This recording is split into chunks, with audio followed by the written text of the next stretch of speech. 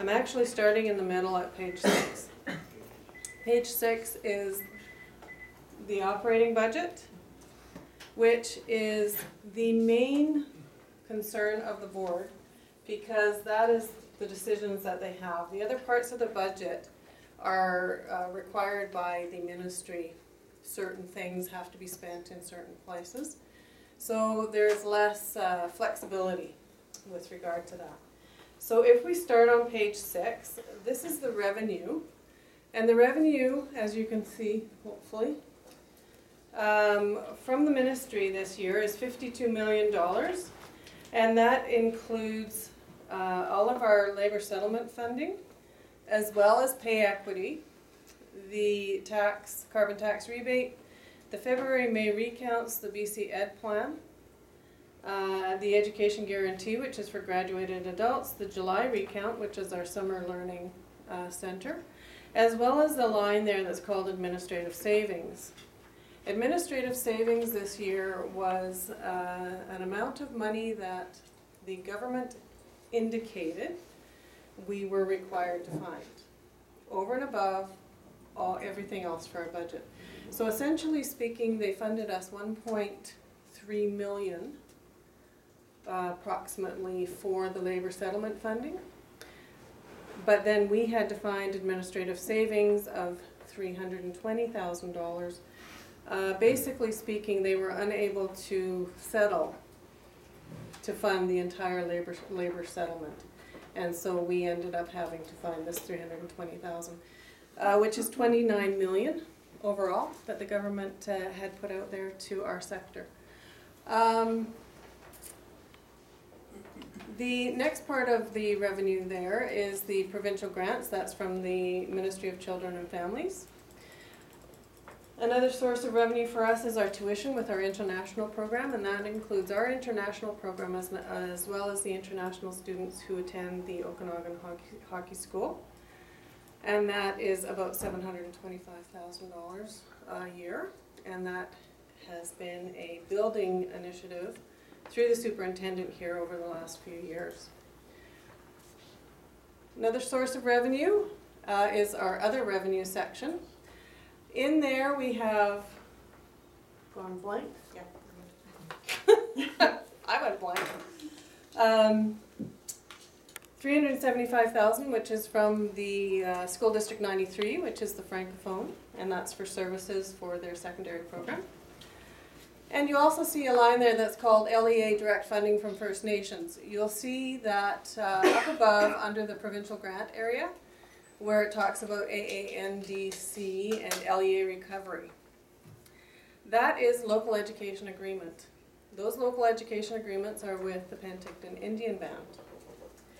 Essentially speaking, the ministry gives us the money in the original $52.2 million. They then take back $1,039,000, which we must then recover from the Penticton Indian Band. So you'll see the $1,039,000 as a negative on the top piece, and as a positive down in other revenues. So those offset each other. Under miscellaneous revenue, we generally do about $100,000 in various things throughout the year. Rentals and leases, $325,000. That does include the rental of the Ecole Entrelac to School District 93. And we have investment revenues, which are all very liquid, but we are quite aggressive in our investment income. Although, about half of that is through the ministry. 3/4 of it is with the Ministry of Education.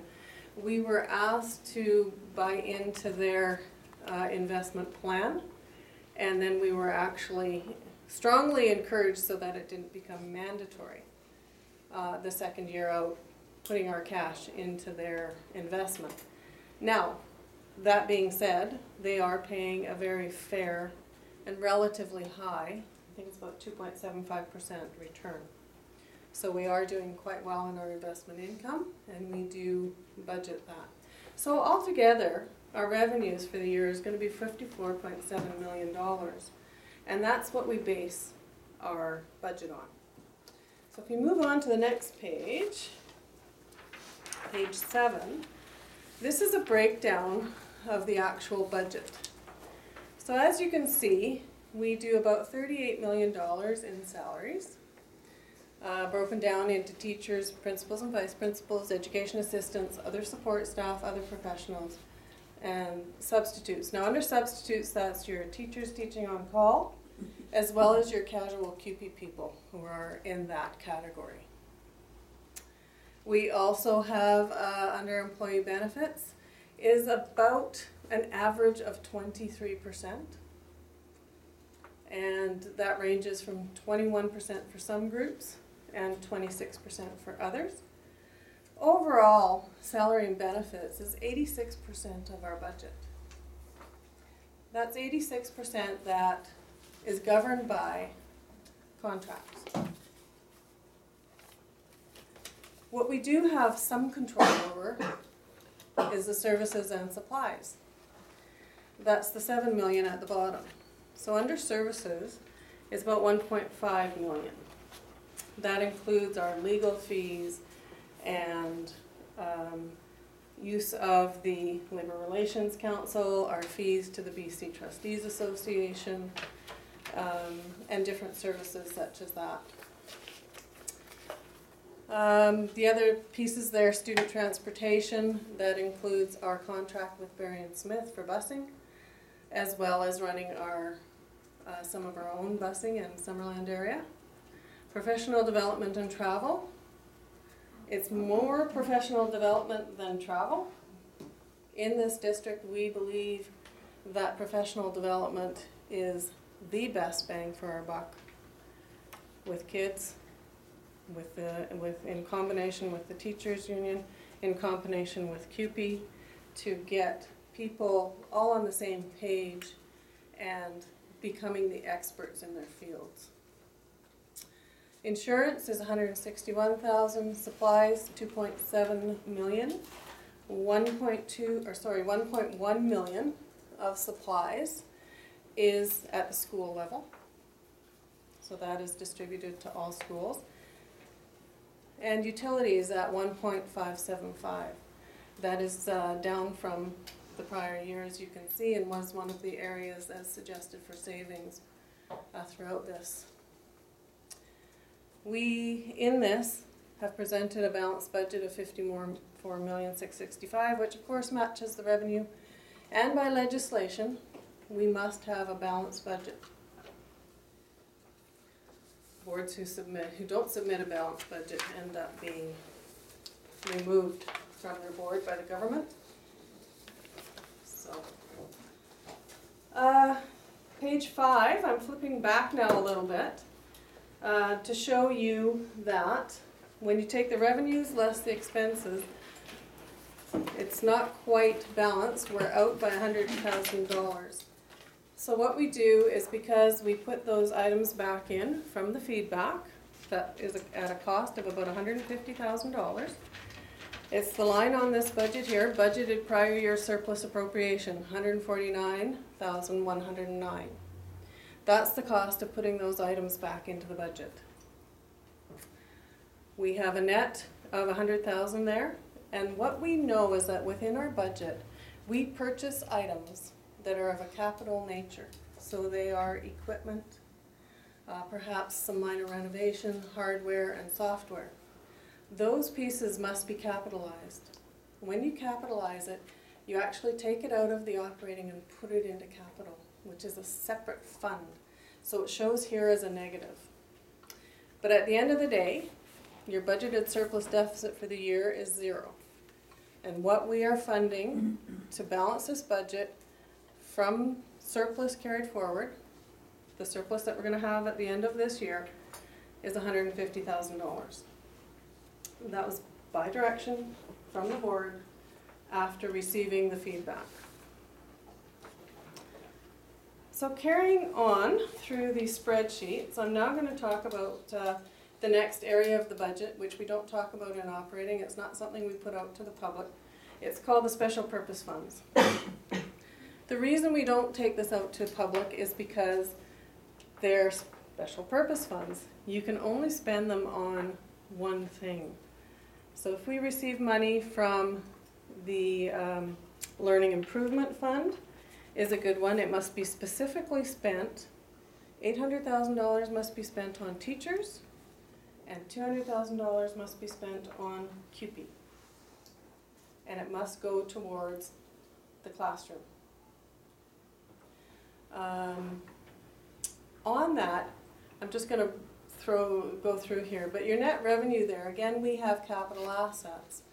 The capital assets come from a fund called the Annual Facility Grant. The Annual Facility Grant is about $1.3 million a year. Some of it comes into the Special Purpose Fund, $147,000 of it actually, and then the remainder of that $1.3 million comes in from capital. So they split it up. But they still want us to spend it on capital things. Putting boilers into schools, building fences, doing that kind of work. So if you can move on to the next page, 11. This shows the breakdown of those special purpose funds. So there you'll see the Annual Facility Grant, which has to be capitalized. We have the Learning Improvement Fund, which must be spent on teachers and CUPE in the classroom. We have the Aboriginal Technology Fund, very specific. We cannot use it for anything else but technology for the Aboriginal Education Program. Special Education Equipment, that's there. We use that when we need to buy specialized equipment for students. One example of that might be the Braille machine. Yeah, the Braille machine that we had to buy this year. We have a new kindergarten who came in this year who is blind and is going to need support for the next 12 years. So this is a fund where that would perhaps come in. Other things there might be for lifts or that kind of, those kinds of equipment if it's there. School generated funds. Within our budget and everything we do, we also have to account for the money that the schools have in their bank accounts. We don't guide what they spend it on. We do audits on them. So we do know, we go in and we have a look. But ultimately speaking, the schools, there are 19 school sites, go through about $1.9 million a year turnover. Strong Start, those are our Strong Start programs, and that money comes from the ministry every year. Ready, Set, Learn is a program where we invite 3-year-olds into all of our elementary schools, and they have these events for them so the littles can come in and see what kindergarten might look like. OLEP, that is our French immersion that we get. We used to get from the federal, now it comes through the ministry. I'd love to tell you what OLEP stands for, but I can't off the top of my head. It's other language somethings. Education program. Ultimately speaking, it is some funding that goes towards our French immersion program. And specifically to that, there are many guidelines within that as well as to certain things we can actually spend that money on.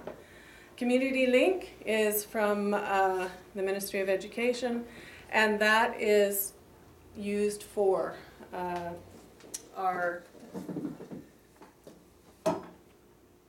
lunch programs, our hot lunch programs out in the schools, as well as youth care workers and other specialists that we bring in to work with some of our most vulnerable kids. Promoting Healthy Schools, that is a fund from, I believe, Interior Health monies. That we employ Jenny Mitchell to go through, and she looks at eating programs and exercise programs and just general wellness and does an absolutely fantastic job, and this is paying for her time. We weren't sure that we were going to get that funding this year, but only heard recently, I think last week, that we are going to get $30,000 from them, so we're really pleased with that because Jenny's doing great stuff. Art Starts is just a little bit of money left there. Usually what we get in, we send out back to the schools to augment some of the programs and entertainers and pieces that they have coming in. And then our last one is a new one. It's called the Shared Service Attendance Wellness Support. And it is a new amount of money that has to do with employee wellness and attendance. And we have not received the final guidelines as to exactly what we need to be spending that on. It's brand new and it's being rolled out. We hope to actually have those guidelines by the middle of June. And then we'll be able to take some action and move towards what we need to do with that. So, if we move on now, we can move on to the capital portion. And this is a very, very small portion in the big picture when it comes to budgeting. There's lots of stuff that happens in capital as you buy assets through the year, but it's very difficult to budget those things. Some we know, some we don't. Some are huge and then you get to know them, and some you don't. Under the invested intangible capital assets, the two main things there are amortization. And we amortize our buildings over 40 years, our equipment over 10 years, and our software and hardware over 5 years. We amortize the deferred capital revenue piece, which is the money we've received from the ministry in order to purchase these assets, usually from bylaw. So we get a bylaw and then we can access the money from the ministry. We offset it in the expense area with the amortization of the actual equipment and pieces. The difference there is what we will show as an expense or as revenue throughout the year. The other line is the $397,000, and if you take the $250,000 from operating that I indicated we were going to spend or budgeted to spend on purchasing capital assets from operating, plus the $147,000 from the special purpose fund area, that adds up to our $397,000 here. So it's negatives in the operating and the special purpose fund, but it's a positive in capital because that's where you're bringing it to. So now I take you back to the beginning of the document, which is page 3. The beginning of the document takes all of the information that I've given you with regard to the revenue and to the expenses, and it puts it all down on one page. Yeah. So on that page, I'm on the wrong page. We have the FTE, so the number of students that we expect to get throughout the year. That includes all of our recounts, our adult, our special needs students. We show the revenues, which is the $54 million plus the special purpose fund, plus any revenue that we show out of capital, comes out to $62.1 million. Our expenses are broken down into instruction, so stuff that goes into the classroom, your district administration area, your operations and maintenance, and your transportation and housing. Those expenses, when you take the operating, special purpose funds, and capital and add them together, comes out to the $62.2 million, which says that we actually are in a net expense area, so we've spent more than we got, of $47,000. Not too bad in a $62 million budget. But again, we must be balanced. So on here it shows the budgeted allocation from surplus, that $149,000, and it ends with the $102,000, which is our total for the year, and that ultimately is what we are going to be increasing our capital assets by at the end of the year.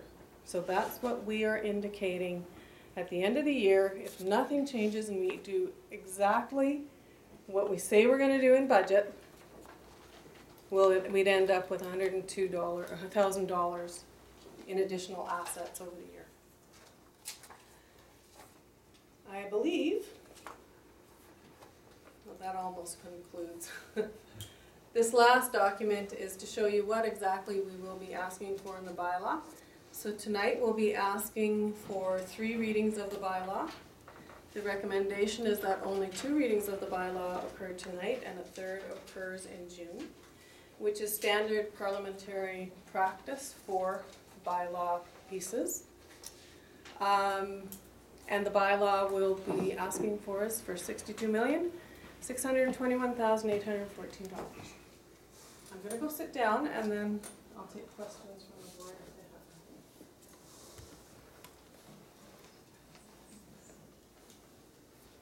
Should we do questions or the bylaw first? Questions? Anybody from the board have questions or comments? Mr. Clark? This is actually directed at Doug, and I'm hoping he has the same queries I have had from different staff. They've actually suggested that we use motion sensors and for our lighting, because we are trying to save money in our electrical rates and stuff like that. So there's lots of suggestions out there for using light sensors for shutting off lights and special thermostats for heating for school. So I'm thinking there's probably lots of suggestions that come from that way, because we are relying a lot on our students and their staff to help with that. We're on top of all of the new technology out there, and as it comes economically and efficiently, we look into those things. Trustee Manning? Now, just to clarify, section treasurer, and because I was writing something down, I don't think I quite heard what you said about the administrative savings, the 29 million overall. Did I hear you say that there was some relationship with not getting full, like not the contracts not being fully funded, or was that something I missed?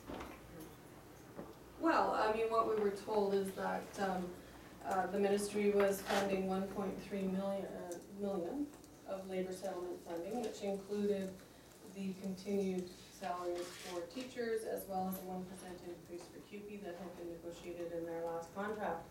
However, we were then required to come up with 320,000 in administrative savings. So really, we would have been funded 1.1 million as opposed to 1.30 million based on that. Right, thank you. Any other comments? I think one of the things I would like to say is that I know that we struggled with this budget. I know that everybody was involved, including the public, our parents, our teachers, our QP staff, our excluded staff, and we listened. I mean, there was certainly an outcry about some of the things that we had in the proposed budget, and I think that that's one of the things that people don't get to, is that this was a proposal. That's how you build a budget, is you take a look at what you are going to need, and you try and build it around that with input from our staff. So anyway, I'm very pleased with this, and hopefully I can't speak for the other trustees, but I am very pleased with this, and obviously it's something that that we've gone through the entire process from beginning to end. Trustee Clark? I just wanted to ask, has the seminar and Grady been informed that the behavioral money will be intact for next year? No, that was under closed meeting until today, so we were not able to inform them. Although this may possibly not pass tonight, being adopted if you only do 2 readings, it certainly is out in the public, and we would then inform them. So I could share the commentary at that meeting coming up next week. Oh, yes. Thank you. Okay, any other questions? Okay, let's go.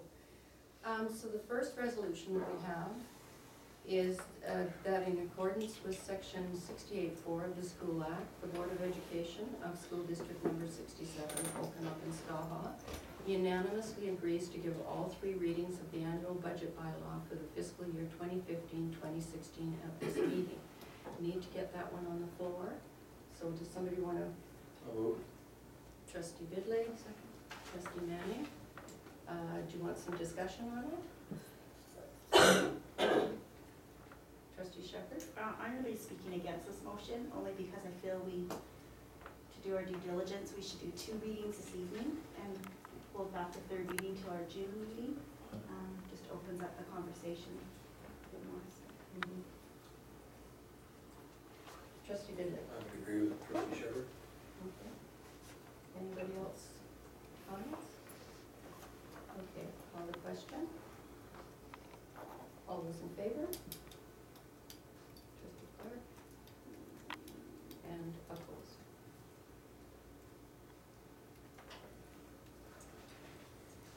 It was defeated. Okay, so moving on, resolution number 2, that the school district number 67, Okanagan Skaha, annual budget bylaw for the fiscal year 2015-16 in the total amount of $62,814 be read a first time this 11th day of May 2015. Trustee Shepherd? Trustee Clark? Conversation? And I'll ask the question. All those in favor? Carried. And resolution number 3 is that the school district number 67, Okanagan Skaha, annual budget bylaw for the fiscal year 2015-16 in the total amount of $62,621,814 be read a second time this 11th day of May 2015. Trustee Clarendon moves it. Trustee Clark seconds it. Any conversation? Discussion? Nothing? Call the question. All those in favor? And it's carried. Okay, so we move on from budget discussions to Board of Education meeting dates. I think, has everybody had an opportunity to take a look at the dates set out for the year ahead of us?